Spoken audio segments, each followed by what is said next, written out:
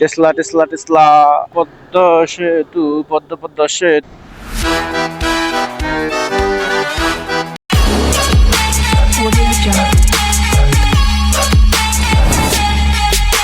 Hey, beautiful people. Assalamu alaikum. So right now, ঢাকার উদ্দেশ্যে রওনা দিচ্ছি। এখন 5:43। মেবি ফজরের নামাজ পড়ে এখান থেকে বেরিয়ে যাব। ফজরের নামাজের যত সময় আছে এখনো, ফজরের নামাজটা পড়ে এখান থেকে বেরিয়ে যাব আমরা। ও মর্নিং এ এদিকের আবহাওয়াটা আসলে সুন্দর। ফার্স্ট একটা চা খেতে হবে। চা আমি সানডে ফোন দিই, চার দোকানে থামিয়ে সানডে ফোন দিই, এটা সব থেকে বেশি বেটার হবে। দেখি আগে গেট খুলবে কিনা।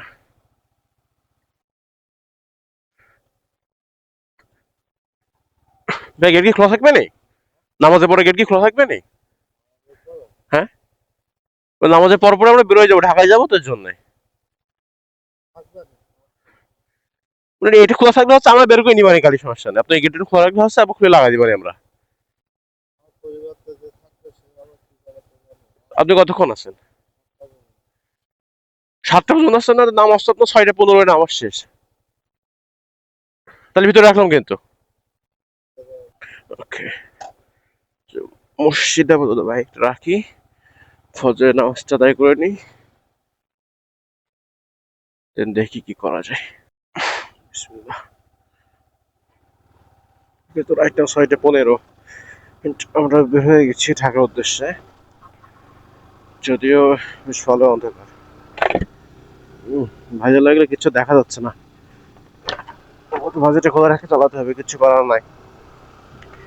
আচ্ছা, এই অন্ধকারের থেকে চেনা শহর থেকে বেরোই, দেন আবার আসতেছি। চেনা শহর তো বহুবার দেখা হলো, একটু অচেনা জায়গা দেখে যাওয়া যাক। রাইট নাও মনিহার। সো মনিহার থেকে আমার অচেনা রাস্তা শুরু, অ্যান্ড এরপর থেকে গুগল ম্যাপে ভরসা। ফোন বের কর সান। ভাই অনেক কিছু হয়ে গেল, আমি মাঝখানে দেখলাম একটা প্রোবক্স, এটা মেবি গদখালি বা চিকন গাছের পরে দেখছিলাম ওইটা আমি। একটা প্রোবক্স অলমোস্ট ভেঙে চুরে দুমড়ে রাস্তা মাঝখানে পড়ে আছে, অ্যান্ড সিটি পুলিশও ছিল সেখানে, বাট ওখানে ভিডিও করবো বা দাঁড়াবো সেই পরিমাণ সময়টা কথা ছিল না, দ্যাটস ওখানে দাঁড়ায়নি। এই থেকে থেকে জিনিসগুলো যে কি পুরো প্যারা দেয়। আচ্ছা, আমার এই জার্নির প্রথম সেতু হচ্ছে এটা। এটা কি সেতু? সুস্বাগতম ফাউন্ডেশন, গোপালগঞ্জ বর্ষ রাস্তা। সেতুটার নাম কি? সেতুটার নাম এখনো পর্যন্ত আমি দেখিনি, সেটা আমি দেখছিলাম।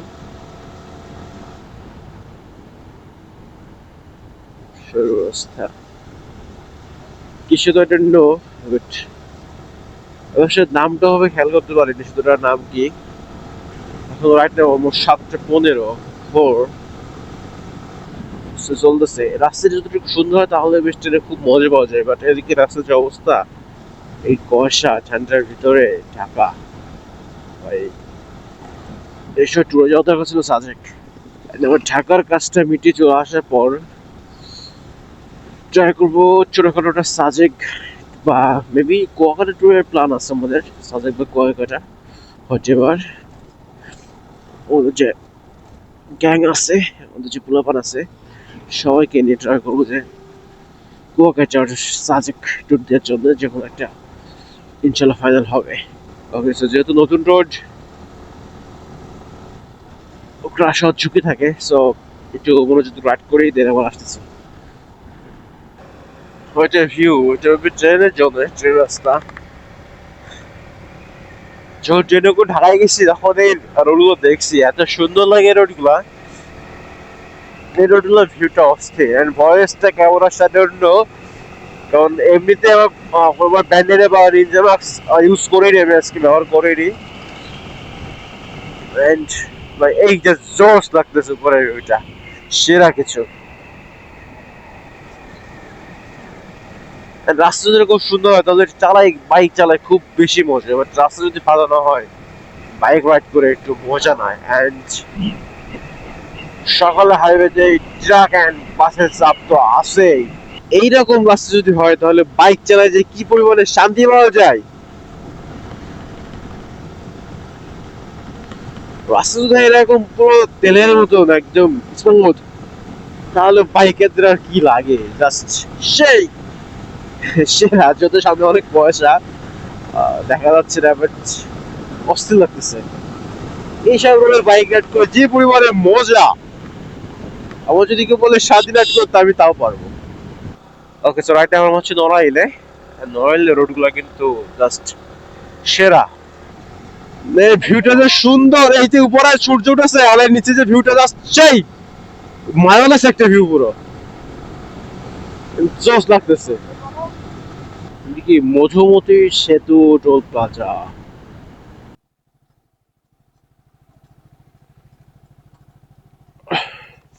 ভাই কত?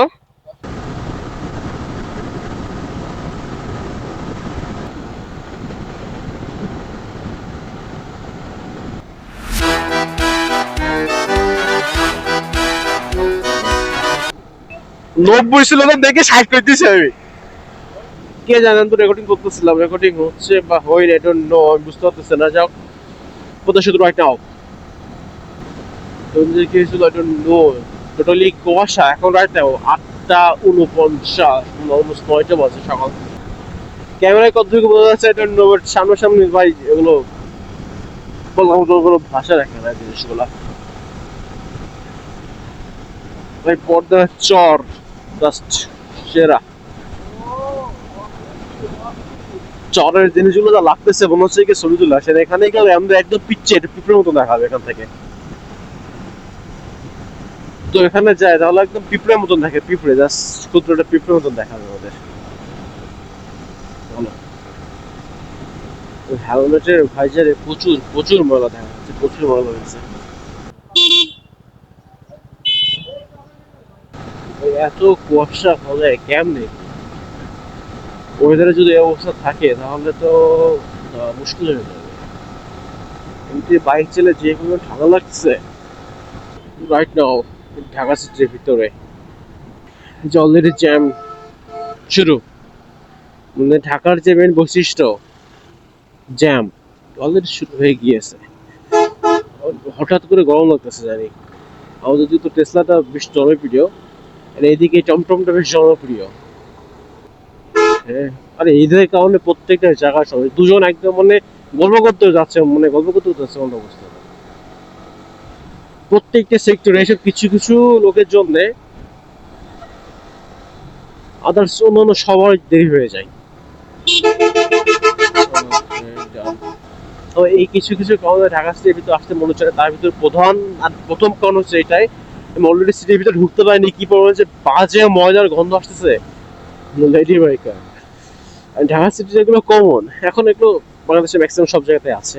মেয়েরা বাইক রাইড করতেছে এই টাইমটাতে, সবাই একটু ব্যস্ত, অফিস আওয়ার তো। হয়ে গেল, হয়ে গেল, কিছু বলার করার কিছু নেই, আর হয়ে গেল। ঢাকা সিটির মেইন প্রবলেম শুরু। ঢাকা সিটি যে কারণে বেশি বিখ্যাত, তার জ্যাম। যেহেতু আমরা বাইকার, আমাদের খুব একটা বেশি প্যারা হবে না এই অবস্থা। তবুও মর্নিং আওয়ারে যদি ইয়ে হয়, এটা যদি অফিস আওয়ার, এই টাইমে যদি এত পরিমাণে জ্যাম হয় তাহলে যাওয়ার টাইমে কি হবে, সেই জিনিসটা চিন্তা করতেছি। টেসলা তো সামনে যেতে ভয় লাগতেছে।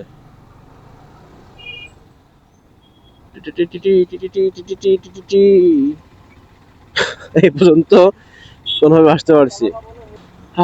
বিখ্যাত ঢাকা শহর আছে, এখান থেকে বের হয়। হয় ঢাকা সিটির শুরুতে এসে যে অভিজ্ঞতাটা হলো ভাই, এটা বলার বাইরে। এই অভিজ্ঞতাটা বলার মতন কোনো ভাষা রাখে না। যা হোক, সিটির ভিতরে আছি রাইট নাও, ঢাকা সিটির ভিতরে। সিটির ভিতরে এই কি অবস্থা ভাই, আমি এর থেকে আমাদের শহরগুলো বেশি সুন্দর জানি দেখি আমি। কোনো গন্ধ নাই, এরকম কোনো পানি বাধার কোনো সিস্টেম নাই, এটা বাংলাদেশের রাজধানী, বাট এই যে অবস্থা। টেসলা টেসলা টেসলা, টেসলা থেকে সাবধান, টেসলা থেকে সাবধান। তো বক্স ঢোকার মধ্যে ছেলে বিলে দোকানদারদের থেকে বেশি বুঝলি হয়, কাস্টমার যদি বেশি বোঝে দোকানদারদের থেকে। বাট ও বক্স 5-10 টাকা পাওয়া যায়। কত নিয়েছে? ভালো না, ভালো না, তো 500 টাকা দেবো আমি নিলি। তো ফাইনালি ঢাকার কাজ আপাতত শেষ, বাট এই জ্যাম থেকে আগে বের হয়নি, ট্রেন আসতেছি। ফার্স্টে টেসলা গুলোর থেকে একটু বের হই আমি আগে। এই টেসলা পেইন্টটা খুব বেশি পেইন্ট, অলমোস্ট 4:23, 4:30 বেজে গেছে। আমার বিআরটি এর কাজটা কমপ্লিট করতে গেলে দেরি হয়ে গেছে। ওখানে কারেন্ট ছিল না, ওখানে অলমোস্ট 1 ঘন্টা লস। এই বাসায় যেতে যেতে অলমোস্ট 10টা সামথিং বেড়ে যাবে। আচ্ছা, তো জ্যামটা পার হয়নি, দেন আবার আসি। বোর্ডিং জ্যামটা আপনাদেরকে না দেখায়। 6টা বাজলে অফিস আওয়ার শেষ হয়ে যাবে, তখন সবাই ছুটে যাবে, তখন আরো জ্যাম লেগে যাবে। বাট কি অবস্থা ঢাকাতে, আমি কিছু কিছু স্পেসিফিক কিছু কিছু কারণে ঢাকাতে আসতে চাই না। ম্যান, যখনই ক্যামেরা অন করি তখনই কিছু না কিছু সাংঘাতিক। জাতীয় গ্রন্থাগার ভবন, অলমোস্ট 4:37, একটু ফাঁকা জায়গাতে। বাট ফাঁকা হলেও এই রোডটা মোটামুটি ভালো রাশ। এটা বিটিআরসি, এটা বিটিআরসি টেলিযোগাযোগ ভবন। এটা 16 তারিখ ম্যান, 16 তারিখ কিচ্ছু হলো না, সবে আনবিশিয়া। বিটিআরসি, এটা টেলিযোগাযোগ মন্ত্রণালয়। চঞ্চল বাজার করে নিয়ে যায় বাড়ি। রাইট, এমনিতে সময় কম। ওরে সবে রে সবে ভাই, টান দিয়ে খুব ভালো লাগতেছে রাইট নাও। বিজয় সরণি, আরে তলায় প্রচুর অন্ধকার। ও যখন রোড ছিল না তখন পুরো একটা, আবার আবার কি জামে পড়লাম। হ্যাঁ, তো আবার কি জামে পড়লাম এখানে। হ্যাঁ, এইভাবে কি আর মুভ করা যায় এখান থেকে? এজ এ বাইকার একটা বস্তু তো করতেই পারি আমি।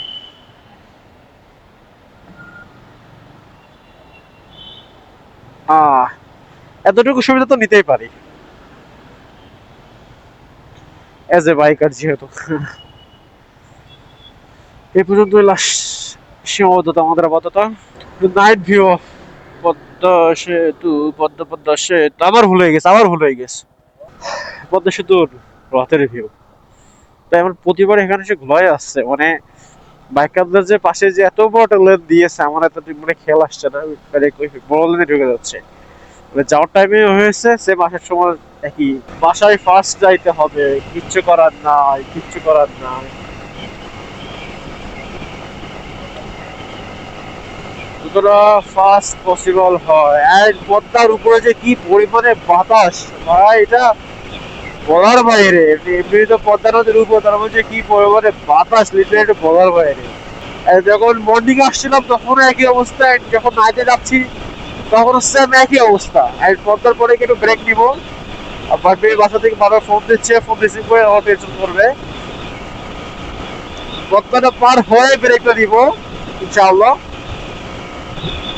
তাও যাচ্ছে না, তার মানে বাতাস আর বাইক স্পিডে ভাই, লিটারালি এই বাতাসের ভিতরে কেম দেখি, কেম দেখি, নাহলে হাতটা চলছে না।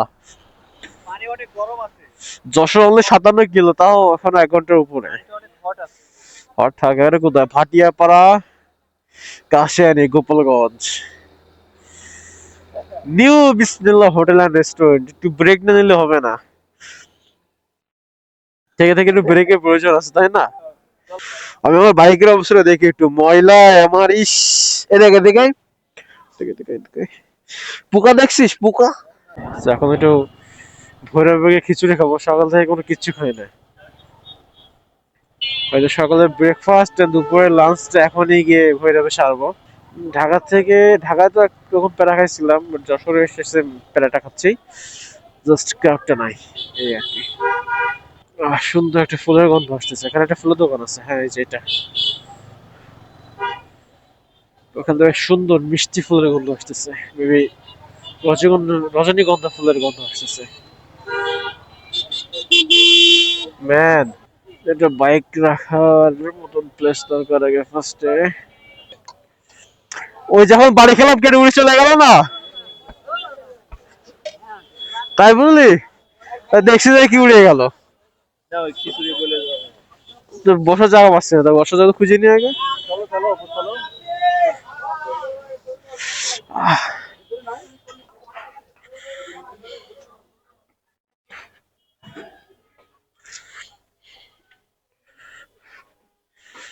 এখানে তো সব ম্যাক্সিমাম বুক, ম্যান।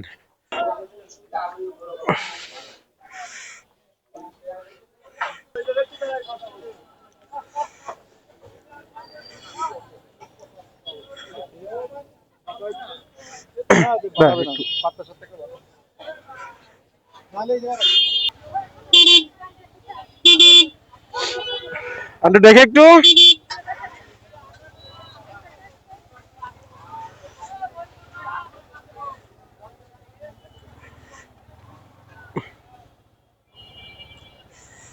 ডিসপ্লেগুলো থেকে একটু শব্দ তুলে হচ্ছে, বাদবাকিটা পেইন হবে না। যশোরের সৌন্দর্য কিন্তু সামনে। সামনে বেশ কিছু স্ট্রিট লাইট নতুন দিয়েছে। গতকাল ট্যাঙ্কে ফুল করছে, এখন ঢাকা থেকে এসে এখনো 3 দাগ তেল আছে। এখন 3 দাগে কতটুকু তেল মানে থাকে জন্য কোনো সময় মেজারমেন্ট করে দেখিনি। আরেকটা জিনিস খেয়াল করলাম কি, আমার হেলমেটের ইনসাইড এন্ড আউটসাইড ধুলাতে পুরা শেষ। ক্যামেরার সেম অবস্থা, সামনে পিছে সব ধুলা, একদম একাকার অবস্থা। এই যে স্ট্রিট লাইট গুলো যশোর নতুন দিয়েছে, এগুলো কিন্তু সুন্দর লাগতেছে। আগেগুলোর থেকে এগুলো বেশি সুন্দর লাগতেছে। আগে যেটা ছিল সেটা আমাদের বেনাপোলও আছে, বাট আগেরগুলোর থেকে এটা জানি বেশি ভালো লাগতেছে আমার কাছে পার্সোনালি। আপনাদের কার কেমন লাগতেছে কাইন্ডলি একটু কমেন্ট করে জানাবেন আমাকে। লাইভ টেস্টিং হবে, লাইভ টেস্টিং। ম্যাড কত বে? 1400, 452.1।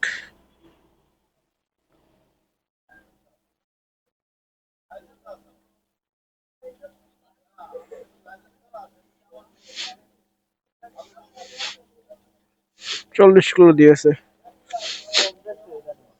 হ্যাঁ একটু কম দিয়েছে মনে আছে।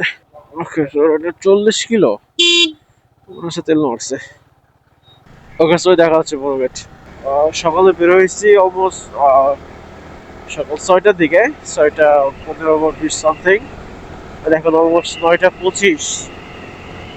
তো সেই সকাল ভোরে রওনা দিচ্ছে, রাত 9টা 25-এ বা 9:30টার দিকে মধ্যে ব্যাক করতে পারছি আলহামদুলিল্লাহ। তো আজ এই পর্যন্ত, দেখা হচ্ছে নেক্সট ভিডিওতে। সবাই ভালো থাকবেন।